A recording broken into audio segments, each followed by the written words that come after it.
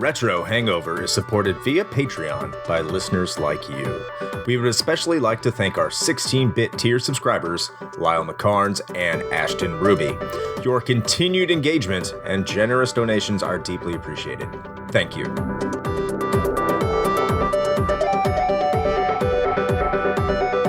Open your ears and crack some beers. You are listening to episode 54 of Retro Hangover.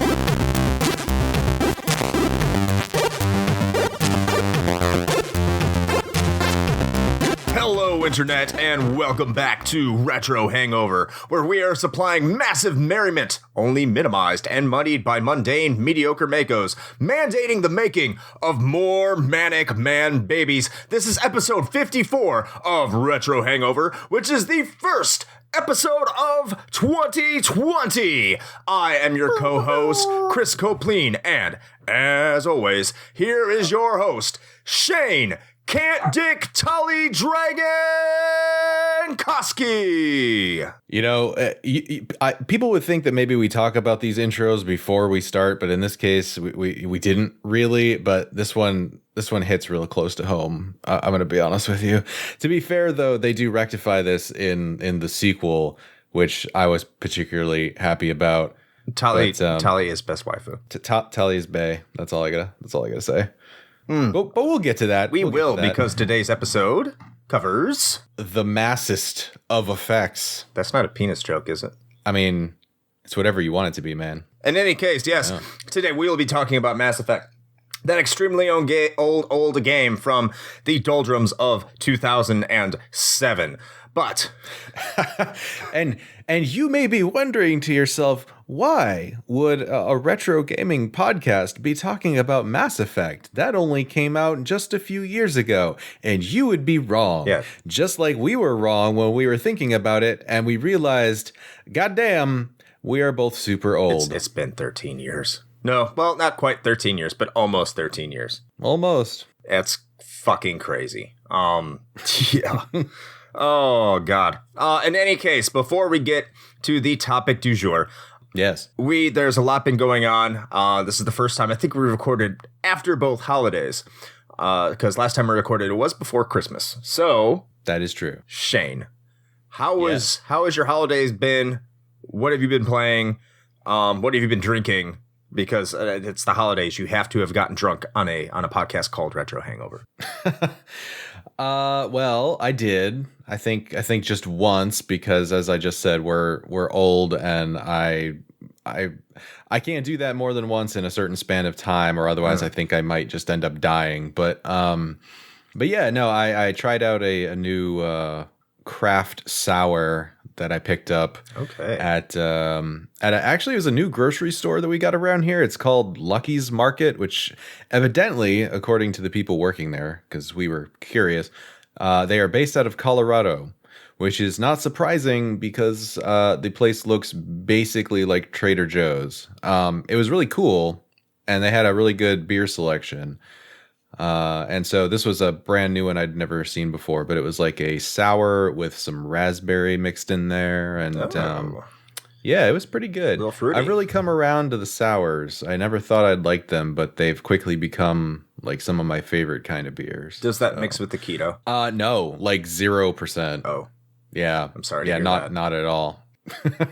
Dude, if the only beer that really is like keto approved, if you could even really call it that, is something like Mick Ultra, because it's got like less than 3 carbs like per serving or whatever. And it still maintains the ABV, because I'm sure you could go to like Bud 55 or Miller 64 or Beck's Premium Ultra or whatever the fuck they call it. I mean, yeah, you could do that, but then you basically are just drinking water. I mean, Mick Ultra is like one step above that anyway, but to your point, at least you get the ABV. And which is strange too, because, and I'm not sure the technicality behind it. I don't know. I haven't looked, but I have found that generally sours are a lower ABV than other types of beers. Like this one I was talking about was, I think, 4.7. Heresy. I think. Heresy. Yeah, I know, but they're really tasty though. So I like chick drinks too. Well, I don't get fun little umbrellas or other various fruity accoutrement with this. So, well, next time I see you, I'll get you a White Claw. Yes, please do that. We are in Jacksonville. I mean, it's the perfect redneck drink. The claw is law. But yeah, so that's the beer du jour anyway. As far as games go, I think because of the holiday season and all the sales going on, I think I've bought more games than I've actually played. So so I got that going for me. I ended up getting like 3 or 4 more games for my Switch that were on sale. I finally picked up Cuphead. I started playing that. I've played a little bit of that, but don't really have it from beginning to end. How is it? Turns out it's hard. I've heard that. So is Contra. That is also true. I've been doing all right with it though, actually. If you take the same kind of approach to it as one would take to, I don't know, let's say Dark Souls, then you kind of get into a groove of like, trying that boss over and over again and getting a little bit further each time. I think I've gotten about half a dozen of the bosses done now. Some a little bit more easier than others to kind of like recognize their patterns and kind of get in that groove. But I've been enjoying it. And of course, the big thing with Cuphead is the art style, and that's awesome. The whole 1920s cartoon thing is super cool. Oh yeah, it's gorgeous. Yeah, and they did everything in that game. Like they didn't leave any detail out. Like everything in that game just screams like early cartoon era stuff, which is pretty great. And it maintains all its integrity on the Switch. There's like no drop from maybe the Xbox One, whatever version. I mean, not that I can see. I mean, that type of game being, 2D and highly stylized, you're not apt to notice, too much fidelity difference or what have you. But no, it looks super crisp on it. So, and I haven't encountered any like frame rate issues or anything. So that's good. Yeah, I might need to check it out. Yeah. So there was that, and I grabbed a few other things. I actually finally picked up Ukulele because it was at a deep discount. So I haven't started playing it, but I've got it on the Switch. So there's that. Where will stay in your backlog? Yeah, probably. Yeah, we'll see how that goes. And of course, because I'm me, I've started playing the original Diablo yet again. That's just like kind of a yearly occurrence. So that's what I got going on. But what about you? What have you been doing over the holiday? Well, if we're talking about drinking, and which we haven't done in a very, very long time, I should mention. I don't think we've done it. Yeah, since which is strange. I was just kind of being facetious, but you're getting into it. I have joined the Church of Natterday Saints. So I have been drinking a lot of Natterdays, and I think they're delicious. So I can't look down on you for a sour. But when I'm spending $13 for an 18-pack and it tastes like, it's beer and lemonade, it's like a poor man's shandy, I'm down with it. So wait a minute. Is this like a special kind of natty that tastes like lemon? No, it tastes like lemonade. Okay, fucking whatever. Lemonade, fine. Yeah. Like, is it like a special brand? Is it like some sort of shandy that like Natty's doing or what? Yeah, it's called a Natterday. Oh, you weren't. Fuck. Okay, great. I thought you were just making that shit up, man. I was like, oh, Natterday Saints. That's a good pun. All right. No. I mean, okay. It is a good pun, but it's really called Natterdays. So I say I've joined the Church of Natterday Saints. I mean, so that's kind of like me and Bud Light Lime. Like I don't normally drink Bud Light ever, right? But I will definitely accept a Bud Light Lime. Like it's a good summer beverage, Yeah. Well, I'll drink it in the winter too. If that's. Well, it's fucking Florida, man. I mean, winter, it's still like 75 degrees outside. Yeah, so. It's still disappointing because I like running in 60-degree weather. Unacceptable. Yeah, it is unacceptable. Boo! I want more 60-degree weather. Tired of it. Yes, please. But in terms of video games, I too have probably gotten a lot more than I've been able to play. If anyone's been paying attention to mine or the Retro Hangover Instagram, and you've seen all the hauls I've gotten recently, for I will state this, for like really good prices, tons and tons and tons of old video games have come into my collection. Not to mention, I think I already mentioned that I got the PC Engine from my dad. Too long on the last episode. So this time, this dude goes, he's still in Japan, and he asked me what I want. And so I give him this list. I'm like, you don't have to get anything for me. You know, it's completely unnecessary. But since you asked, here's a list of crap that interests me. But, he's a computer programmer, so I hope he finds some interest, kind of like just something going on there that he might find interesting, because, he's into nerdy computer stuff too. Sure. Probably more on the more programming side, so probably completely different. So this dude sends me a Sharp Famicom Twin, which, I mean, it's not completely out of the norm. I guess they're more common than I thought they were after doing a little bit of research on them. But holy cow, I mean, this thing is so cool.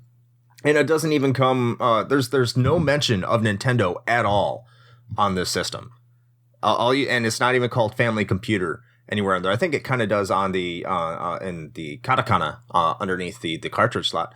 But this thing is pretty rad. For those of you who don't know, the Famicom Twin, made by Sharp, not Nintendo, and it's officially licensed, so it's not a Fami clone, can play Famicom games and Famicom disc games all in one system.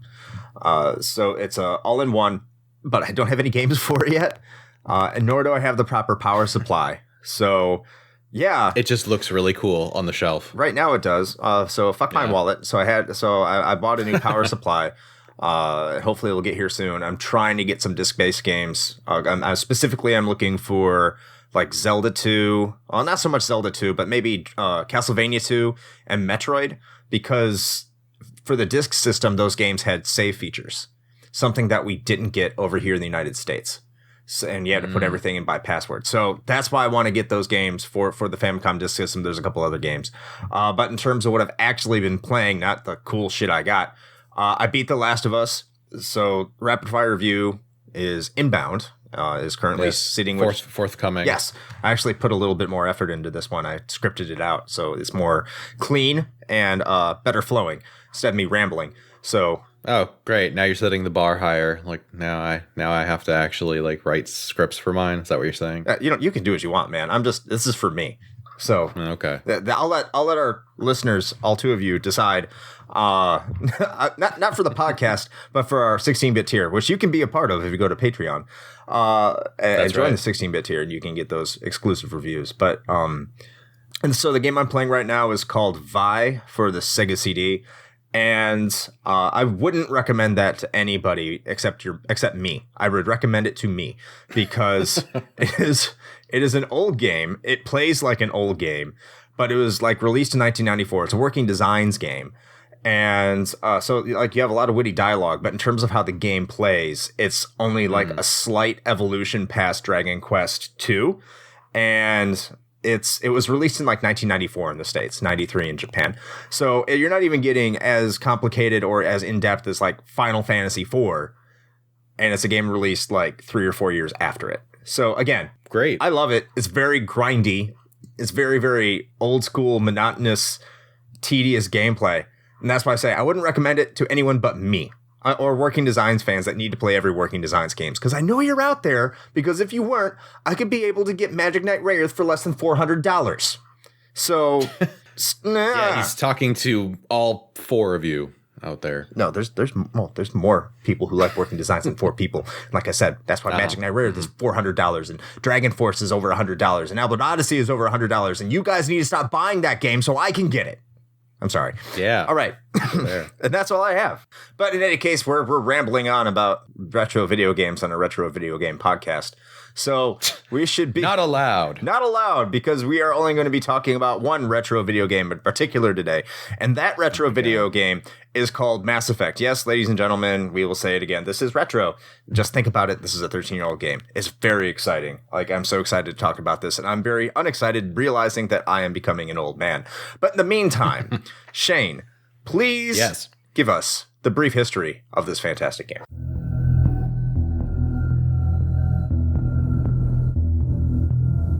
In the year 2148, explorers on Mars discovered the remains of an ancient spacefaring civilization.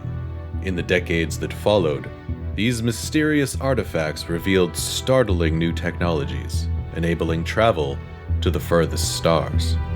The basis for this incredible technology was a force that controlled the very fabric of space and time. They called it the greatest discovery in human history. The civilizations of the galaxy call it Mass Effect.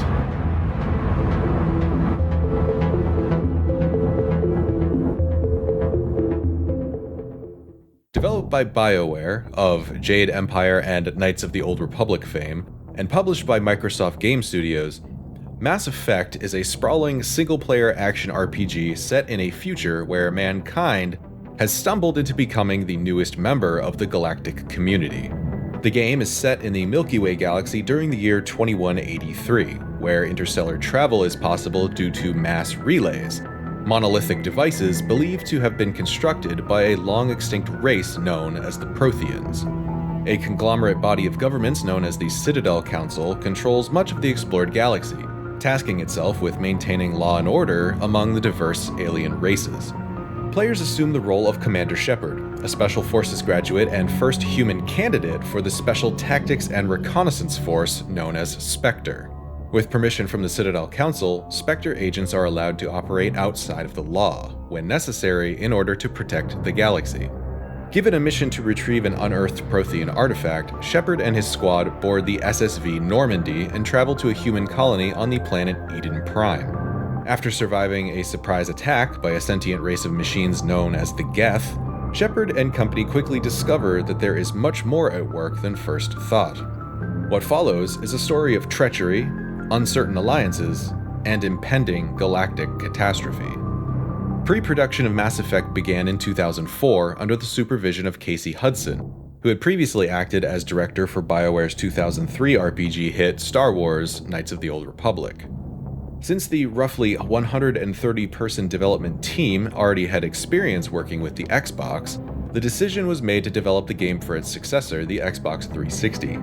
Leveraging a heavily modified Unreal Engine 3 as its groundwork, Mass Effect would ultimately take nearly 4 years to complete, with the first 6 to 8 months spent solely on deciding the game's visual aesthetic.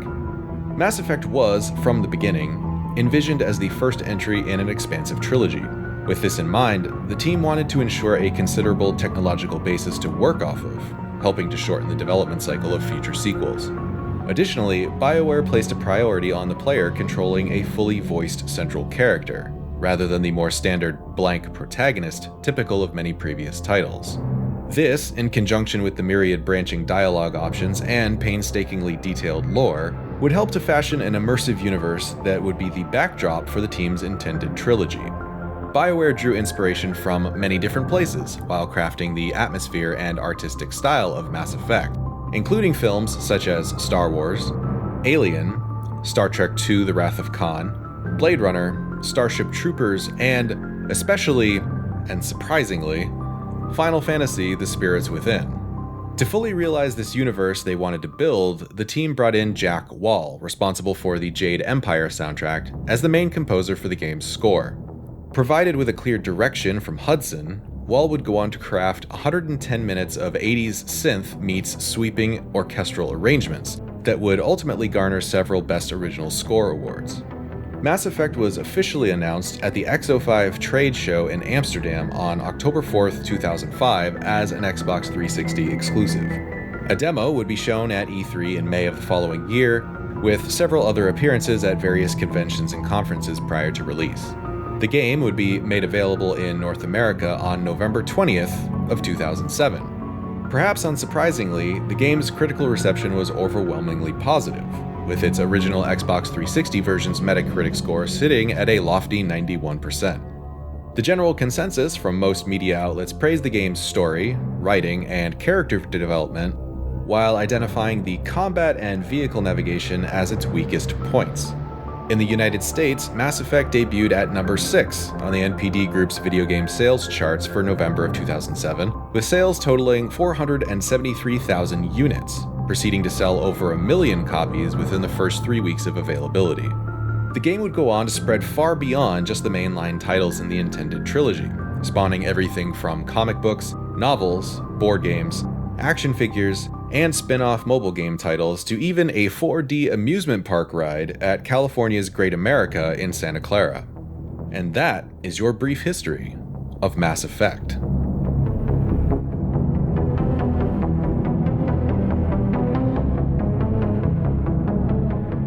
All right, thank you, Shane. That was fantastic. That's what the thing that shocked me the most is when you said specifically inspired by Final Fantasy: The Spirits Within. That's holy shit! What the I know. Fuck? When I was doing the research for this episode, I saw that and I was like, "You've got to be shitting me." No, so I'm gonna have to source you on that. That is crazy. So I get it, right? Like I get it, at least from an aesthetic point of view, because if you go back and you look at the character model designs for Spirits Within, there's actually a lot of similarities in like the spacesuits and stuff like that. So like I get it, but also I'm glad that they didn't take any inspiration from, any other part of that movie. I just don't see how you can take inspiration from any part of that movie. Like, there is nothing inspiring about that movie. It inspires me to turn it off. That's about the extent of the inspiration that Final Fantasy: The Spirits Within provides. Yo, I saw that movie in a theater. Me too. It was not good, and it was very boring. But in any case, back to Mass Effect. I think that might have been the closest I ever fell asleep in a theater. Jesus. Yeah, it wasn't good. But anyway, yeah. So talking about something that's not boring as shit. Mass Effect. Yeah. Yeah. So Chris, tell me a little bit about your experience with Mass Effect.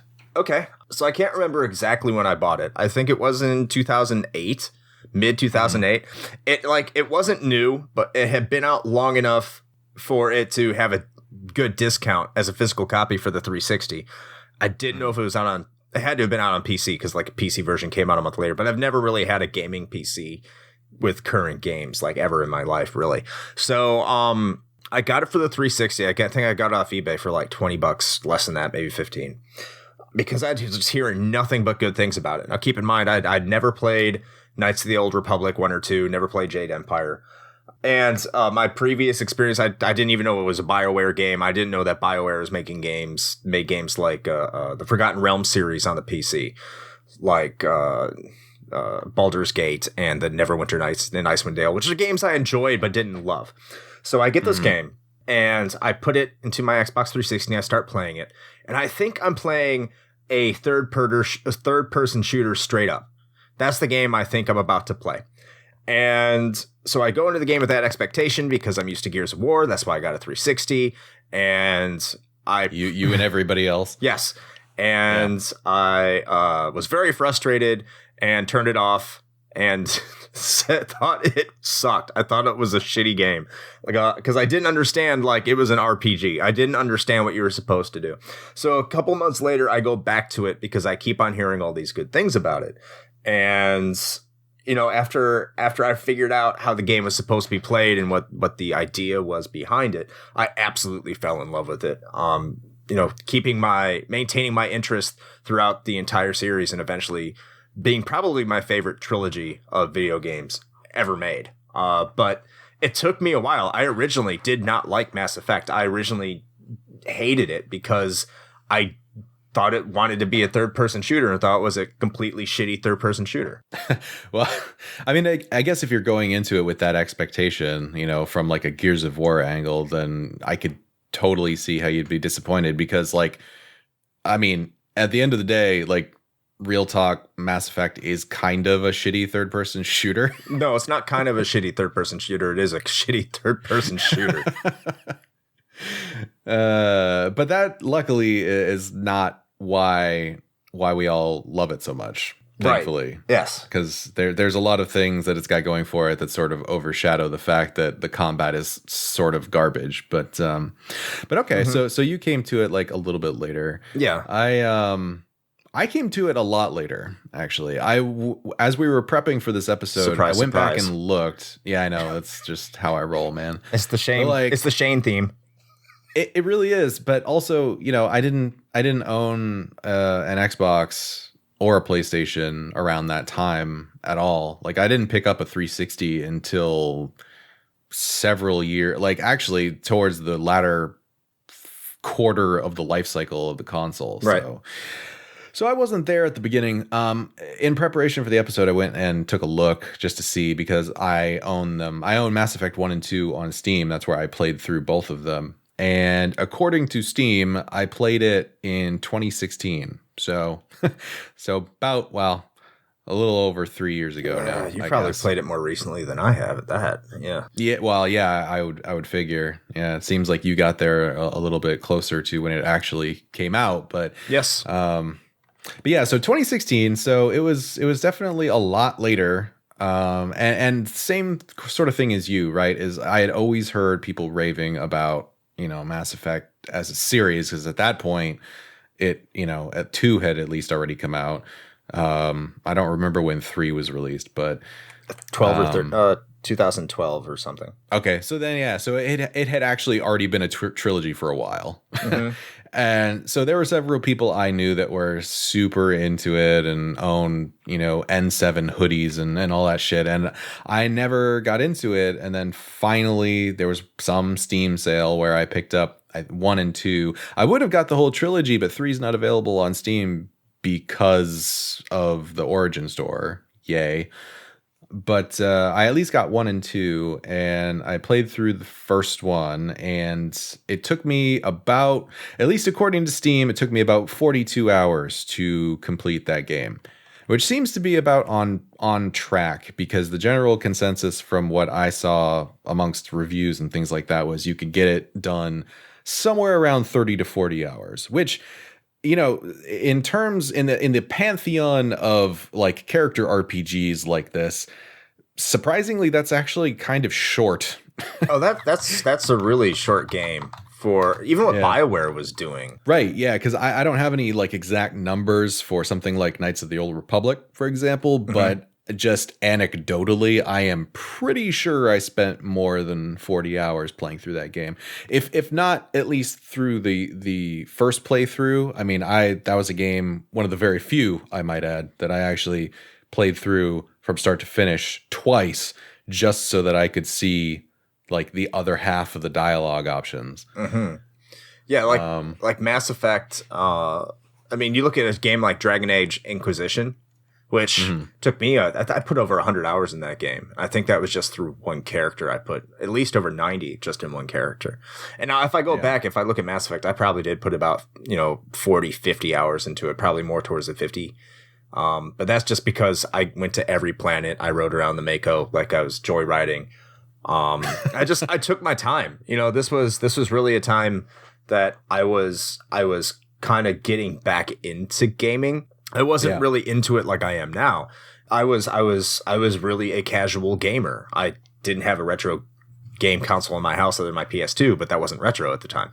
So when I was playing Mass Effect, I was playing it, without any facts, without any guides, and I was just kind of rolling around, going to every planet, and just having a good time. So yeah, it took me a long time to play it, but even then, when you say 50 hours, it's just that's the kind of experience. If you're going to go out, you're going to complete something, like get everything in the game.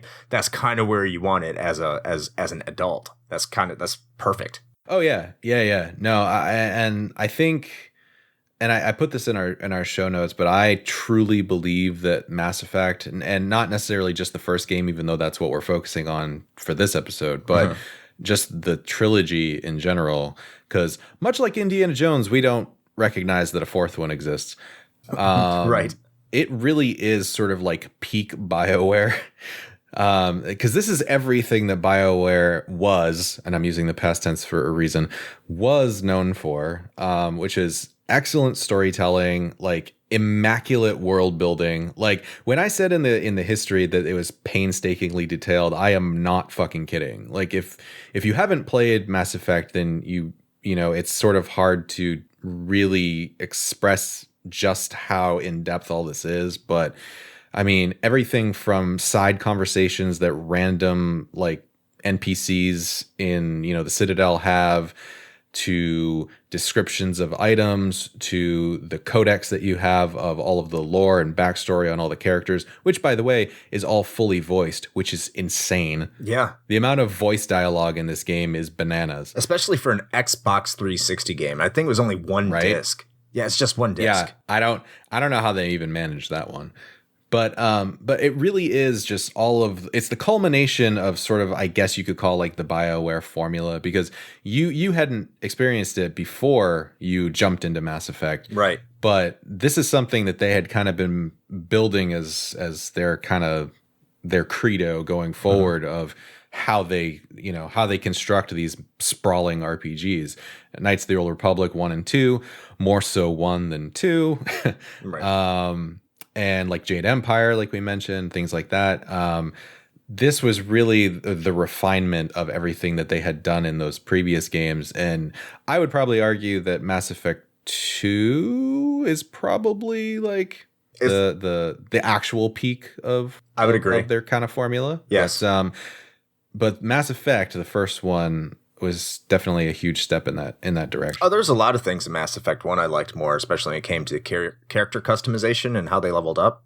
I enjoyed that more in the first one than I did in the subsequent entries.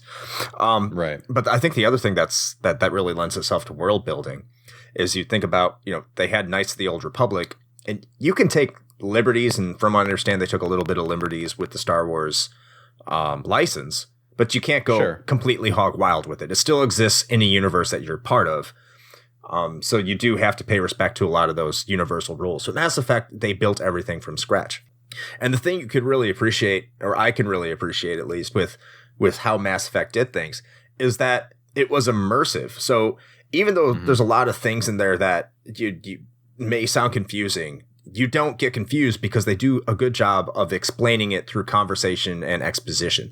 So you look at a game that came out not too long after that, Final Fantasy 13, which took that idea of all that codec, but instead of explaining things naturally through conversation and exposition throughout the plot, they just mention it like exactly everything they're talking about and jam it into the codec and just hope you look for it. Mass Effect doesn't do that. As you said, like the Citadel, which you can spend an hour or 2 or 3 and just walk around the Citadel and talk to everybody. And it takes that time. It feels much larger than it probably is. And it just encompassed me and how detailed it was. And I was thinking like, oh my God, if the Citadel is this detailed and this large, what else does this game have in store for me? Which, truth be told, not much in terms of that, but I was gonna say something about that, but you're like building it up to be like, oh, there's this amazing stuff is on every planet, and it's like, which is not true. Not really. No. They kind of blew their lore load on the Citadel, but yeah, sure. but the Citadel is just, it's like the peak way. It's a peak example. It's a masterclass on how to design a hub. Because in every single subsequent Mass Effect, I just didn't get the feeling that any of their hubs were as alive as the Citadel. Yeah, and I mean, even I'll play devil's advocate for a second, because even the Citadel is not without some like minor issues. Like the elevators. Saying how that's definitely one. But you were saying how the Citadel feels bigger than it actually is, and I think that's true. Partially for atmospheric reasons, as you were describing, but frankly also partially because there's actually a lot of just empty space in the Citadel for no apparent reason. There's a lot of the hallways and some of the areas like right outside of more of the main like hub spots in the Citadel. If you notice, there's like a bunch of just really big empty corridors or rooms with just nothing in them. And I'm not really sure why that is. So sometimes traversal over the Citadel gets a little tiresome. After that first sort of like, hit of like, holy shit, this place is huge and amazing and look at all this cool stuff. Once you really get down to like I need to go talk to this fucking guy over at the bar, but it's going to take me forever to walk there because this hallway is unnecessarily huge. That sometimes becomes a little problematic, but I guess that maybe that's a little nitpicky, but I would say so. it's a little nitpicky because eventually you learn. Chris is like, fuck you. Yeah. Citadel is amazing. It's amazing. You learn the layout because you do spend a lot of time there. So you do. It can get a little tedious at times. But you are talking, it's essentially a living city. And that when I say the elevators is my biggest gripe about the elevators, of course, this was used to mask the loading times. And even if you install the game into your Xbox 360 or you have like a solid state drive in your PC, doesn't matter. The loading times, the elevator scenes were built in to compensate for the loading times. So it doesn't shorten your trip. So you're stuck in these elevators that get you up and down the Citadel. And I know this is nitpicky, but you're spending a good sometimes 30 seconds in this fucking elevator. And it's just like, what the fuck, man? It's dumb. It's so dumb that you can't speed it up. Like I don't know why they did that, but they did it. So kind of going off of talking about how this is sort of a refinement of BioWare's kind of signature approach to these sorts of games. Mm-hmm. One of the things that I really appreciated is how they built the sort of morality system into Mass Effect. Yeah. So it's for the most part, it's fairly straightforward. Like if you've ever played any of BioWare's games or any games that are similar to them, you kind of get the idea, right? Like you have these branching dialogue paths where typically you'll have one line of dialogue you can choose for your character that's more of like the good one, quote unquote. And then sometimes you'll get one that's like the bad one. And then occasionally you'll just get a neutral response. And in previous BioWare titles like Knights of the Old Republic, those things affected one another insofar as if you were trying to go for, like, let's say a pure light side playthrough on Knights of the Old Republic, you couldn't really choose anything that even felt remotely dark side, because that would subtract points away from like your light side total. So in a way, you almost felt kind of pigeonholed to make certain choices. And then you felt like really shitty when you maybe didn't interpret the dialogue correctly and picked the wrong one. And then you save scum it and go back and do it over again. Uh-huh. This one kind of helps alleviate that in that making those choices, they don't subtract from the other one. So the analog in this to light side, dark side is Paragon and Renegade. And if you make Paragon dialogue choices, then that does not take away from whatever points you have in Renegade if you made some of those choices before, and vice versa. And so that actually gives you a lot more flexibility, and it feels a little bit more natural as your character too, because even if you want to play as a generally good Commander Shepard, which I did, and I think most people probably do, you are still free to make those like Renegade options every once in a while if you feel that it makes sense for your character to react that way in the given situation, and you're not going to feel like you're somehow screwing yourself, which is nice. What I don't like, and I understand why they did it, because Persona does it too, and it doesn't get the criticism as much because, you know, it's Persona. But it locks out dialogue options that you cannot possibly get unless you're doing a second playthrough. And that's based off your Paragon and Renegade ratings and your Intimidate and Persuade ratings within the leveling system. And that is kind of irritating just because it's there. So, and I don't like games that, I won't say I don't like games. I don't like it when games make it say that if you want the whole story, if you want everything, if you want to do everything that we want you to do, you're going to have to replay this. And I could kind of understand it as kind of a protection against selling your game and reselling your game. So more copies get out in the wild and it's harder to get one on the secondhand market. But it does, I think if you open up to the player a lot more and you show them that they can make more choices in the beginning, it makes them want to replay it so they can show the difference of choice as opposed to just locking choices away. And they do it. And that's sort of like a carryover from the previous games that BioWare did as well. But so what would your solution to that be? Just make all of the dialogue options available, but give them maybe a chance to not work if your skill isn't high enough, something like that? Yeah, something similar. Just kind of like any D&D role, I guess. Yeah. But at the same point, I mean, you can have things divert in many different ways. And I understand another reason they were probably not wanting to do that is because the choices you do make in Mass Effect 1 do carry over to Mass Effect 2. Because unlike every trilogy, because some trilogies go in without a plan for the entire trilogy, not mentioning any trilogies specifically. I can't imagine what you'd be talking about. Also taking place in space, like stars and wars and stuff like that. But, Mass Effect seemed to... Yes. Mass Effect seemed to have a plan of what it wanted to do for the most part, up until you get to Mass Effect 3 and you're not sure if they did. Maybe that's they fixed that. Kind of. Not really. But we'll talk about that later. That's where I would say with the dialogue options. Just provide more variety of what would happen after you make those.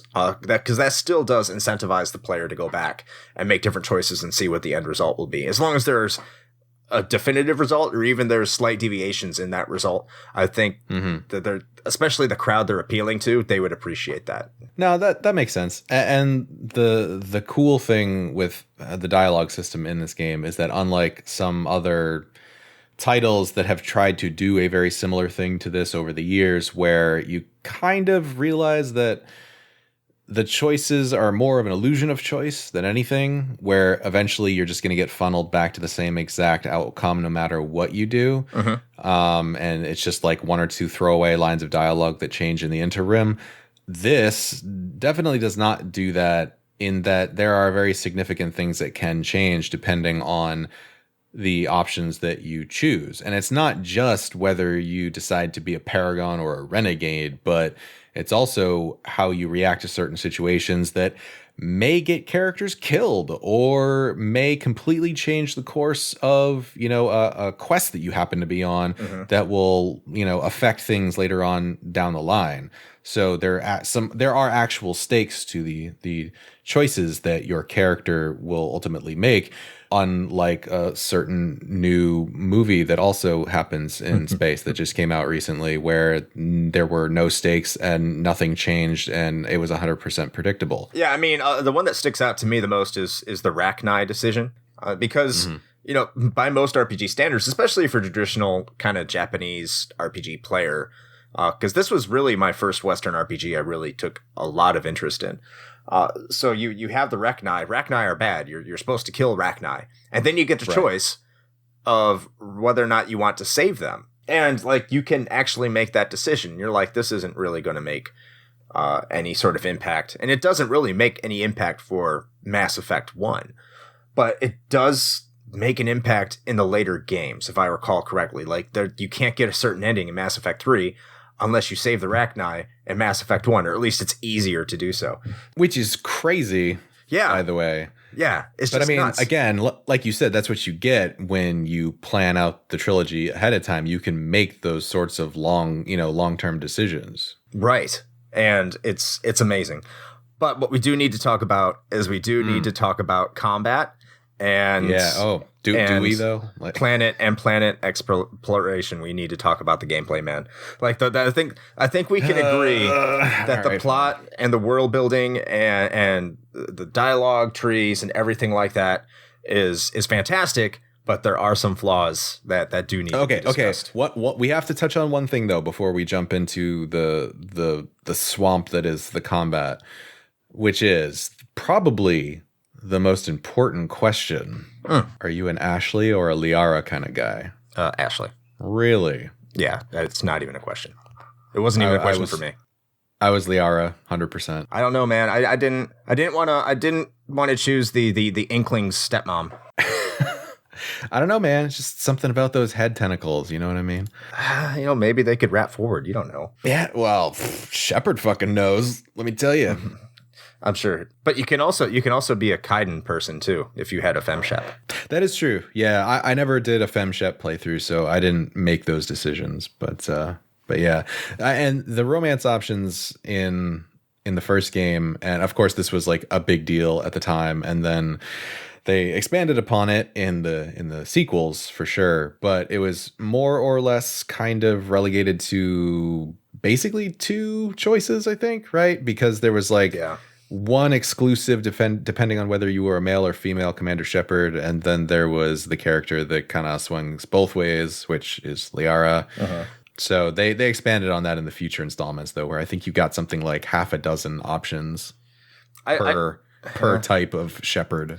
I just kind of wish if you were Fem Shep or Man Shep, I don't know what they call them, I don't know, but you could make a choice of all three, just because. Well, that was something that a lot of people kind of had an outcry about because for that very reason. They're like, this seems a little exclusionary, don't you think? Which, if I'm not mistaken, I think they sort of rectified that in the future installments. I think they did in 3. In 3. Yeah, the relationship options definitely did improve in later games. But moving on. Let's just jump into this because we would be remiss if we did not talk about it. So let's get the elephant out of the room right away. Like, definitely the worst part of this game is the Mako. That is the worst part of this game, and planet exploration in general. There's no masking it. There's no hiding it. The side quests, the non-story portions of this game are above average at best, and laughably frustrating most of the time because of the Mako. Yeah, 100%. And so we should also, on the front end of this, just mention that when we're talking about side quests or things like that, and we're talking about how they're somewhat lackluster, we're not talking about all side quests. We're talking specifically about the planetary side quest missions, because there is a whole myriad of other side quests that you encounter throughout the game that are not related to having to jump out into the Mako vehicle or any of that shit, and those are fine. It's really the stuff where you have to do planetary exploration, which is also a little amusing to me because leading up to us recording this episode, I took a look at some original video reviews of this, because even though this is, technically retro now that it's over a decade old, that was at least recent enough that places like IGN still have YouTube reviews up for it. Right. So I was poking around those, and I thought it was funny that a number of places actually praised the planetary side missions as being like these great exploratory options. And I'm just looking at that and I was like, what the fuck are you guys smoking? Like, maybe at the time, I don't know, because again, I didn't play this until 2016, but you were there a little closer than me, and I don't feel like they deserved that praise even in the beginning, because each one of the planets that you go to that are not main story planets are essentially just reskins of one another, and they're all almost completely barren except for little outposts where the actual side quest takes place. So I can tell you, kind of playing it at the time, I didn't like it specifically. I didn't hate the Mako. And by the way, we keep on saying Mako. If you don't know what Mako is, it's essentially Tesla's new electronic SUV, but a tank. So you're with an extra set of wheels. Yes. So it's a tank, and it drives a little bit better than you would expect a tank. So I'm glad they didn't go full tank control. A little grateful for that. But it is still frustrating as shit to control that thing, though. And my biggest, I can look past relatively a lot of it, right? Because most of it, you're just driving around the world and there's no consequence to you screwing things up. You can always just kind of leave the planet, come back. It's frustrating. But the worst sin that's really there is when you're having to take down the fucking worms. Which, by the way, is the video footage that IGN used when they were talking about how great the side missions were. So when IGN is talking about, or as you saw IGN, because I haven't seen it, but when they're saying that's, a positive aspect, like that is the one aspect I absolutely hated. And then, I would follow up later and see what other people were saying. And I found out that other people just hated this thing. And that's a funny thing about, especially game reviewers, professional game reviewers. And I'm not trying to do a hit piece on them. This isn't the forum for that. Well, it kind of is the forum, but I'm not going to make it one. Is that they'll say something about a game before it comes out, and the reviewer themselves may like it. So IGN might come out and say, oh, this is a good aspect of the game. And then leading into another game, they'll say, people are really looking forward to seeing how they're going to correct those Mako issues. And you're like, huh? Okay. Right. You're right, but you were wrong. So let's see how this goes. But the thing that really kind of got to me is when you're going around the planet, and they all kind of bleed together. This isn't the one where you can find orbs and stuff like that throughout the planet, is it? I think it is. Yeah, I think Okay. it is, yes. So you'll find things throughout the planet, and they're all kind of hidden, and it's hard to get to. And then you'll find these depots. And these depots are pretty much like the same. These structures are the same on every single planet. They're very nondescript. So again, I wasn't really using a FAQ. I wasn't using a walkthrough. I was just kind of exploring, bopping around. And every single time I go to these planets, I just walk into a building and there'd be bad guys to kill. And it's like, oh, okay, this is just a building for me to kill bad guys. Not realizing that they are actually parts of the plot. I just thought they were just, they're just outposts and I just got to kill things. And I didn't know they were important. Whatever, kill things, get new items, upgrade my guys and roll the fuck out.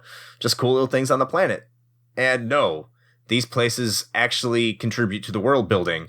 They're just built like something out of Fortnite with plywood and you're expected to take it seriously, which is very strange and alienating. Well, it is strange. You're right, because as you were saying before, with something like the Citadel and, any of the other places that the main through line of the story is going to bring you to, there's this sort of signature level of care and detail that went into it that BioWare was known for. And then you get these side planetary missions, which at the outset sounded really cool. Like when I started playing Mass Effect, I was like, oh shit, yeah, like I'm going to be able to bomb around on this planet in a sweet ass like tank thing and explore like a planet and find some cool shit. Like that's awesome. But they just feel copy pasted. Mm-hmm. I mean, and you weren't kidding. And we're not being hyperbolic when we say that they are quite literally exact copies. I mean, even you could do a side-by-side comparison of even the cutscenes of when the Mako drops from the Normandy onto the planets. Uh-huh. And it's basically identical with the exception of maybe some atmospheric changes. Like one might be a snow planet and then the other one is red and sort of scary, but they're all the same really.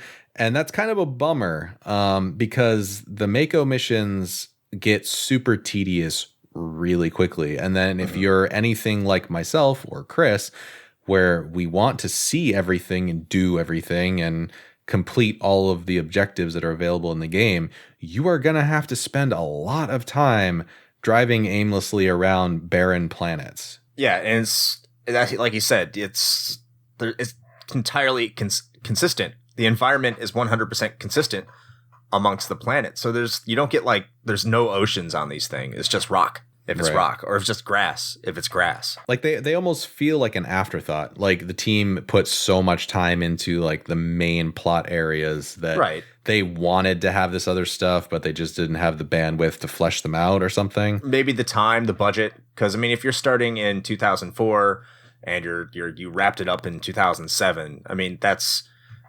Especially as you get later and later into game development, that's at some point they're going to be like, hey, we need a return on this investment. So that may have been it. They ran out of money, ran out of time. Right. You don't want to end up like Star Citizen or anything. So, or Duke Nukem Forever. Yeah, that's probably a better example right now, but yeah. Like you got to stop at some point. And I think that's kind of what they sacrificed is, hey, we're going to sacrifice these optional things, which to their credit, it's optional.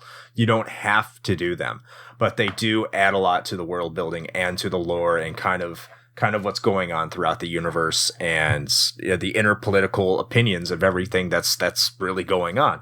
Even though it doesn't really have anything on the main story, it just makes the game more immersive. And so we've been talking a lot about specifically the Mako missions, but there's also the other piece of it, which is just the third-person combat system in the game.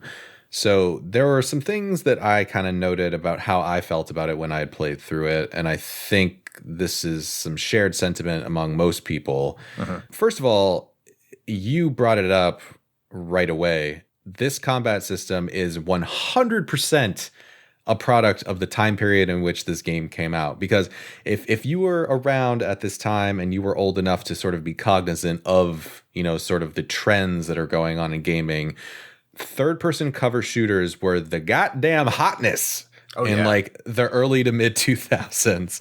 They were Every everything. single game wanted to be Gears of War. And this is no exception in that they tried to do that, but also split the difference because, hey, remember, we're a BioWare game, and so we need to have some RPG elements, which is not entirely terrible, but also ended up just feeling a little disjointed. So the combat itself, I thought, felt super janky. Like you never were 100% sure whether you were making contact with your firearms. Part of the reason being is that there are no reaction animations from the enemies you're shooting. So like in a lot of games like Gears of War or some of the other ones that came later, you get that visual feedback, which is what makes combat feel good, or at least part of it. Where you shoot an enemy and they will recoil when they get hit or something, so you can see that you're actually doing something. In Mass Effect, you don't get that. Like enemies don't even break their stride coming towards you, and you're pumping like a full mag into them, and it just doesn't make a difference. The only thing you can see to tell you that you're actually making progress is that their health bar is going down. Right. That's it. So that feels a little disjointed anyway. And even the cover system itself, in some ways, not entirely, but in some ways feels a little superfluous, just because there are several enemy types in this game that are programmed to just close the gap with you as quickly as possible. They're like 28 days later zombies. And so if that happens, then your cover is useless. Are you talking about the husks? Yes, husks especially, yes. And it's not exclusive to them, but it is something that happens quite often as you're playing through, to where you kind of feel as though trying to leverage the cover is almost a waste of time. Yeah. And the last thing on my little tirade before I let Chris talk a little bit about it, is just the boss battles. So they have a number of boss battles throughout the game, and they don't ever really feel particularly like notable. Most of them sort of just are the same kind of enemy that you would be normally encountering, or just some humanoid character, but they just have more health. And granted, there are some additional mechanics that get factored into some of the boss battles, but by and large, they just really become HP sponges, and that's not terribly interesting. Now, I know Chris noted in our show notes here that, and I forgot about this actually, but the final boss encounter, and hey, spoilers for like a 12-year-old game, but it is actually possible to negotiate the final boss into just killing himself. Even though you still need to fight afterwards. Fight something. Right. Yeah. Right. But even that, really, they're kind of a little bit of a letdown, which is a little bit of a bummer. But again, the combat, you're not really coming to Mass Effect for the combat, or if you are, then you probably stopped playing way before you got to this point. Right. So, but anyway, that's my tirade. So how did you feel about the combat in this?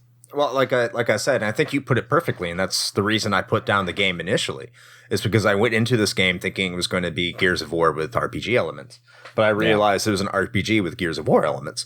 So if you play it, if you go into it knowing that is an RPG, and you realize that when you pause, the pausing of combat to set up the way your team tactically acts is how you're supposed to play it. You're supposed to play it with the mentality of a turn-based RPG. You just have to stop. It's just the active time battle, if you're a Final Fantasy fan, never stops. It's always on active. But you can pause it and you can command it. And if you have that mentality going into it, and that's the kind of game you like, combat eventually becomes enjoyable. So eventually, like, I'm not going to sit here and say I love the gunplay. The gunplay was absolute shit.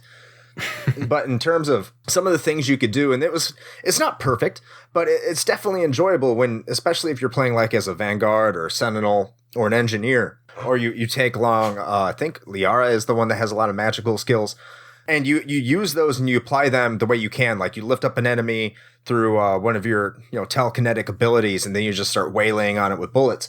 And you take advantage of those abilities. Combat does become fun. But again, if you go into it and you're thinking, I'm going to, Phoenix the shit out of this, Mark Phoenix it, you're going to put that game down with the hotness, right? Because that's not what this game is. But I think a lot of people enough people understood that. But of course, EA thought that, they needed to improve upon it with Mass Effect 2, and they did. So a lot of that did get rectified and eventually became oversimplified with Mass Effect 3. And I think a lot of people did miss, at least initially, what you could do in Mass Effect 1's combat. They learned to get over it. But I don't think it's as bad as as a lot of people say it is, as long as you don't look at it as an actual shooter. Yeah. Well, and I think a lot of that does just come from first impressions. I mean, that's hard to get away from, like I've had games where I get a terrible first impression. I put it down for maybe years, and then I come back around to it and realize like, oh shit, this is actually a decent game. But I think if you had gone into this originally coming from something like Jade Empire or Knights of the Old Republic or Baldur's Gate, especially Baldur's Gate or Icewind Dale or anything like that, then I think you probably at least had an idea of what to expect, in that you weren't so put off or blindsided by the inclusion of, the more tactical approach to the combat. Because, hindsight being what it is, I can see what BioWare was trying to accomplish with this. They wanted to take the pure turn-based combat that you saw in Knights of the Old Republic and make it more action-oriented while still keeping some of that turn-based, sort of pedigree, which, if that's what it is going into it, it's not that bad. I mean, to your point, the gunplay is still god-awful. But if you are playing to the strengths of the combat system, and that's something that I had noted too, that I kind of figured out during my playthrough, is that I perhaps, mistakenly, I went the soldier route with Shepard. So he was not like 100% guns. Not the best. No, not the best. But luckily, the character building system is so nuanced in the game, as with a lot of their previous titles, that you can build out your team members to kind of fill those gaps for you. So yes. And that's exactly what I did. So even though my character was very much like, I'm super awesome at sniping dudes, I could make my other two team members, I would pick one and I would focus them on being, the skill user, like you said, where they'll, levitate someone or something like that, or create a shield wall or something to that effect. And then the other one would focus more on the tech skills so that I could have somebody to unlock doors and, deactivate turrets and shit like that. And so when you really dive into that system, the combat becomes a lot more enjoyable. But if you're coming at it from your entry vector, and probably a lot of other people's, where they're just expecting a squad-based shooter, you're gonna have a bad time. Right. And that's the thing. I mean, it's much more fun having Rex in my party than being Rex. Yes. Yeah. In retrospect, I should not have picked Soldier, but right. Speaking of party members, who's your favorite? Who are your favorite party members? It's funny. I would say that's a tough one, and it can be, and that's just a credit to BioWare's writing of the characters, because you get really invested in all of them. But I tended to run a lot with probably Garrus and Liara, I think. That makes sense. Those were my two main characters, and it's funny too, because we were talking about the romance options and whatnot. And it's a testament to how well they fleshed out these characters, because I recall purposefully choosing to bring Liara with me on almost every single mission for most of the game, unless I had a really fucking good reason not to, because I was so invested as Shepard in like the relationship that those two were building, that I as a player felt like guilty for not bringing her along. You're trying to lay on that Mac, man. I know. I'm like, yeah, no, babe, you come on that mission with me. Trying to woo him. Yeah, check out my soldier skills. Look at me snipe these dudes. I'm going to be a squidling and squirt that ink, baby. But like I said, it definitely is a testament to how well they wrote, all the characters that you have on your ship. Because I wanted to bring those certain characters with me because of the relationships that were being created between them and Commander Shepard. Now, granted, there were some occasions where I would swap them out, where certain planets or areas, you would benefit from bringing a certain team member with you. But by and large, yeah, I think I was mostly Liara and Garrus. What about you? Who were your two go-tos? Rex and Tali. Okay. And I love Tali. Like, I don't know why. I don't know why that is. Like, when I say Tali is best waifu, she is definitely my favorite companion in probably the entire series. Just because I definitely came around to Team Tali in Mass Effect 2 for sure. Yeah. I love her skill set. I love her abilities. And I can't remember who I played, but it usually balanced out with her. And I think it wasn't because she's an engineer, if I remember correctly. And Liara is an adept. So I think I was the combination of the two of those, whatever that was. So like I would alternate between them because, Liara had the pure adept abilities and Tali had the pure engineered abilities, which complemented my loadout.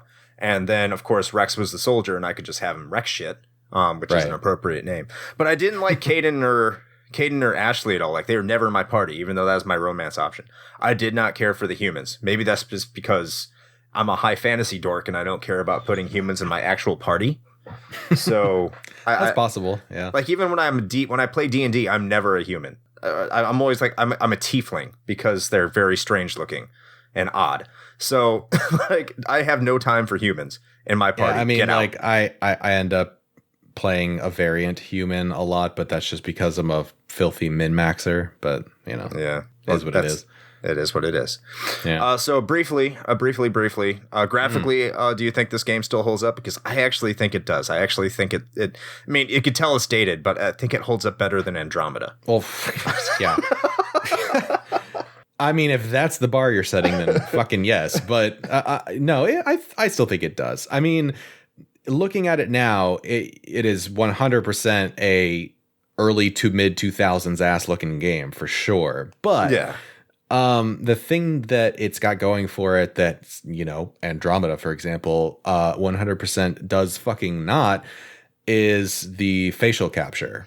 Yes. The facial expressions that these characters can emote in this game are amazing, and it's part of what makes the dialogue and the conversation so engaging, or at least more engaging. Because quick side tangent on that, if you're not super into watching two characters kind of just stand and have the camera go back and forth over their shoulders while they talk for like 10 minutes, this might not be the game for you. But then again, I might also say that you probably don't play a lot of other BioWare games either, because that's not something new. But you can't if you complain about that, I don't want to hear your opinion on Metal Gear Solid if it's favorable. Just saying. Right. Yeah, exactly. But yeah, no, those very extended dialogue sections probably would have been unbearable if you didn't have really good facial capture going on, which, maybe part of the reason that Andromeda sucked as much as it did. But no, I think it still holds up pretty well. And you have to think, too, I mean, this is still in an era where patching everything day one or releasing game with bugs was still somewhat of a foreign concept. Sure. Everyone was still kind of doing this. Even the Activisions and Ubisofts of the world were, even EA, who eventually bought out the Mass Effect franchise, as we all know. So Mass Effect was still coming to market pretty much wholly intact. It wasn't, you couldn't release a buggy and broken game like that back in 2007 and not expect an incredible backfire. So sure, yeah. When you go into it, even if today, like let's say that the 360 servers go offline, you have a physical copy of Mass Effect, you're not going to experience something that might be totally game breaking. And you do say that like the biggest problem with Andromeda is the facial capture and the graphical glitches and everything that just makes the game absolutely laughable. You didn't have that in Mass Effect. You didn't have it. Which makes, it does help it hold up. They had to get it right, and they had to get it right the first time. Yeah, no, for sure. And they definitely did. And there was some follow-up content in the form of DLC for this game, but we didn't mention it, frankly, because it's sort of forgettable. I never played it. Yeah, as great as the game itself is, the 2 DLC packs that they had for it were kind of forgotten by most people because they're basically pointless. They didn't really add anything of value to the story or the game. I mean, to the point where the second and final DLC that they had released for it was literally just like a Fight Club arena. So I'm not entirely sure what they were thinking with that one, but that's why we're not going to mention them here. But no, I still think it definitely holds up today. And the trilogy itself is available as one sort of package deal that you can pick up for, most semi-modern systems. I was actually looking around just for the hell of it earlier today, and unless it's something downloadable on like PlayStation Network or Xbox Live, which I did not check. I don't think it is. The physical versions of the Trilogy Collection are still only available for last gen consoles. So like PS3 and stuff like that. But you can also pick it up on PC. You can get all three of them, which is what I did. So if it wasn't evident by our discussion thus far, I would 100% recommend still picking up Mass Effect and playing it, even with some of its, lackluster elements like the kind of janky combat and the Mako stuff that you could kind of do without.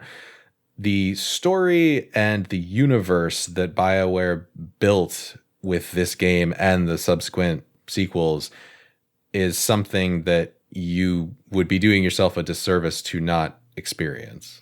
And even if Mass Effect 1 isn't your game, and I can't blame you if you're more into the action-y kind of type of game, in which case this game may not hold up as well, do yourself a favor and play through it so everything you do has a bigger impact in Mass Effect 2. Because that is just a gem of a game. And it also turns 10 this year. So what we're saying is expect a Mass Effect 2 episode sometime in the future. Either it came out on 10 or 9, I can't remember. But it came out, it is also over 10 years old. But if this isn't your type of game, Mass Effect 2, it probably will do a better job of grabbing your attention. All right. Well, I think we could probably go on, and we could probably talk about this game probably for another hour and a half. Probably.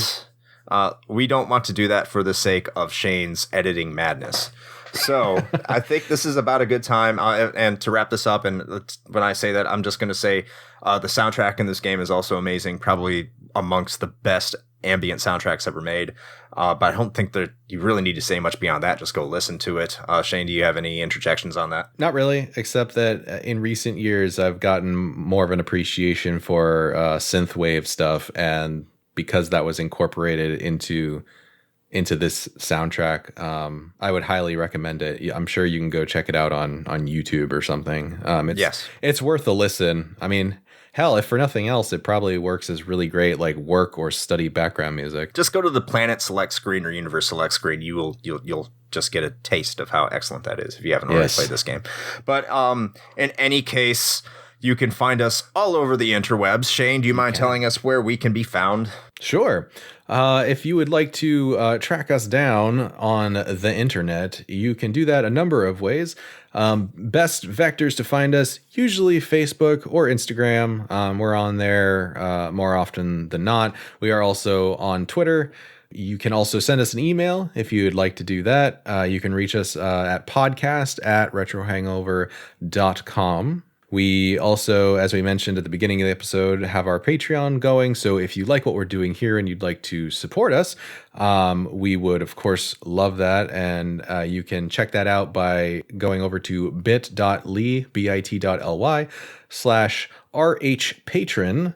And we have our merch store open as always. So if you want to grab some sweet t-shirts or coffee mugs or stickers, you can head on over to bit.ly/RHP merch.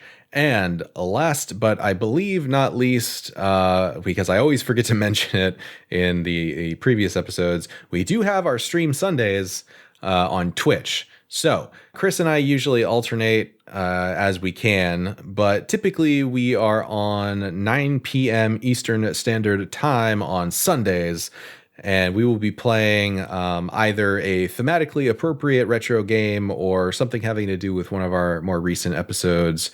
So please feel free to stop on by and hang out and chat with us and tell either myself or Chris how terrible we are at video Yes. games. Because thank you, Solemn, by the way, for being there for Yes. several weeks. You have made it far more entertaining. Solemn is someone on one of my Discord servers that I talk to pretty regularly, and he's swung by and he's been stopping by. So thank you. Just want to put that shout out for you. Yeah, and if you don't, if you're not able to catch us on Sundays live for whatever reason, then all of those recordings also end up on our YouTube channel, as well as video versions of all these episodes. So just search Retro Hangover on YouTube, and you will find us there as well. All right. I think that's about it. Shane, we're forgetting anything. I think so. No, I think that about covers it. Great. So in that case, until next time. Play with your inkling on your head joysticks.